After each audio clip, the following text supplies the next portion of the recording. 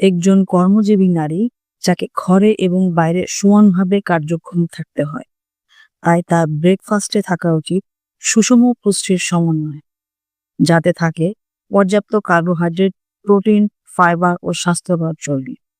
সকালে উঠে দিন শুরু করতে পারেন সারা রাত পানিতে ভিজিয়ে রাখা চিয়া সিড দিয়ে, যাতে থাকে প্রচুর পরিমাণ প্রোটিন, ফাইবারস, মিনারেলস, যা মস্তিষ্কের কার্যক্রমে খুবই সহায়ক।